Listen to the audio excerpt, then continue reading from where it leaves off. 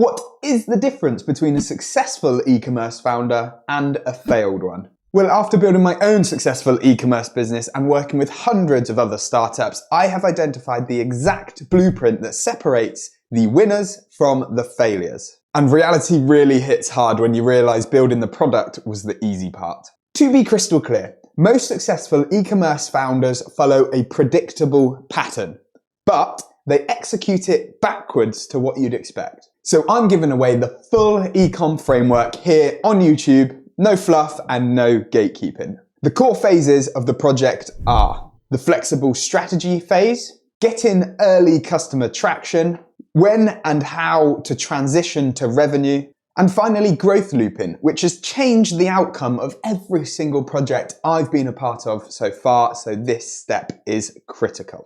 So step 1, the flexible strategy phase.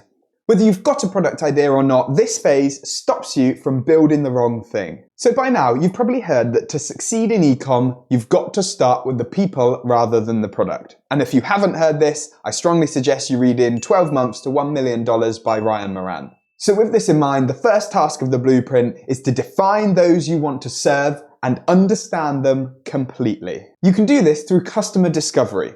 You need to get out of your head and into this customer's world. And that means talking to real people and not just sending out Google Forms and pretending that's insight. Whether this is online or in person, you're listening for the exact language they use, what frustrates them daily, what they've tried that hasn't worked, and what they wish existed in this space. This section allows you to move on to problem-solution mapping. Once you understand the customer, don't rush into building product. Hold up. Take time to map out the full ecosystems of their daily problems and the things that they struggle with. That means understanding all the smaller problems that surround the big one. What leads up to it, what happens after it, what are they doing now? If you don't do this, you risk solving the wrong problem. Pro tip, remember that people don't actually buy a product, they buy a solution. If you're selling protein powder, you're actually selling body confidence. If you're selling foldable bikes, you're actually selling more time with the family because their commute is quicker. So make sure that all of your marketing and messaging aligns with this. Finally, we can move on to product. And this is weirdly now the easiest step in phase 1. Your customer avatar has these deep pain points and hopefully you're excited to fix one of them. Use your skill set to design a simple solution. And don't worry, this product will morph over time. The product idea that you start with likely won't end up being the product that you are selling. Hot statistic of the day. Early stage startups can generate 2.5% more results by pivoting once or twice. Startups that don't pivot or pivot more than 2 times tend to not perform optimally. The risky assumptions framework. This step exists to save your future self from pain. This is where you list every single assumption you're making about your upcoming business journey, whether it's your customer avatar, whether it's your messaging, whether it's your price point, whether it's your offer. Then ask yourself, if this assumption is wrong, does the entire business fall apart? And if the answer is yes, we want you to dive headfirst into those riskiest assumptions you're making. After all, it's better to kill a bad idea on week 3 than spend 6 months working on something that nobody wants. So a roundup from the flexible strategy phase. You have these 4 components and it's time for you to move forwards with a mostly formed product idea using everything that you've learned along the way. And if you want to go deeper on any aspect of phase 1, this video does that for you. Moving on to phase 2, which is early customer traction. Now, you need to prove that these people care enough about this problem to actually do something about it. This section is about gaining traction still without building a final product. Based on your real conversations and not guesswork, it's time to draw up a perfect customer avatar. Going much deeper than demographics, it's time to focus on their core problems, their daily activities, their desired identity, who they want to become, and the emotional triggers behind their purchases.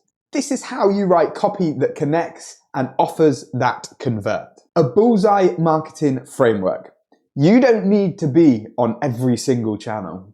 You need to be on one channel at the right moment with the right message. Every marketing strategy ever fits into one of these 19 traction channels. Your job is to find the 1 or 2 that actually move the needle for your business. So start by narrowing it down from 19 to the ones that actually fit your perfect customer avatar and your personal skill set and resources. Then move the actual channels that you've decided to focus on into the golden channel zone in the middle. So for example, if your avatar has a pain point and they're actively searching on Google for solutions, then search engine optimization or maybe search engine marketing would be a reasonable channel to choose. Or if it's a high ticket item, you'll likely need some human intervention through a sales channel. Once we have these channels defined, it's time to move on to my favorite thing, a minimum viable product. And most people overbuild here. An MVP is the simplest way to test your core hypothesis. A landing page, a pre-order button, even selling a similar product. Keep it simple. The goal here is to learn if people will act. And if you can't get anyone to act, don't move on from this step. And if you want to learn more about the ins and outs of MVPs, watch this video here. And now it's time for growth experiments. We want to run lean, cheap tests on each of the channels we defined, pushing people to the MVP. This is where we test CTAs, price points, variations. We want to test every single step that is between our customers' daily lives and them entering their card details in your checkout. Pro tip, track behavior and not opinions. People will lie in surveys, but they won't lie with their wallet. And if I'm honest, this is where most founders fail. This is where it gets real. Often you have to revert back to your ideas board or make some serious changes to your original idea to get the desired behavior from your customers. If you're stuck here, there's a link below to book a call with me. At this stage, I want to warn you against vanity metrics. This is tracking metrics like social media views or website traffic, as they're generally quite misleading. We only want to focus on true metrics like pre-orders, signing up to mailing lists, or real purchases. It's time for phase 3, which is the most exciting phase, transitioning to revenue.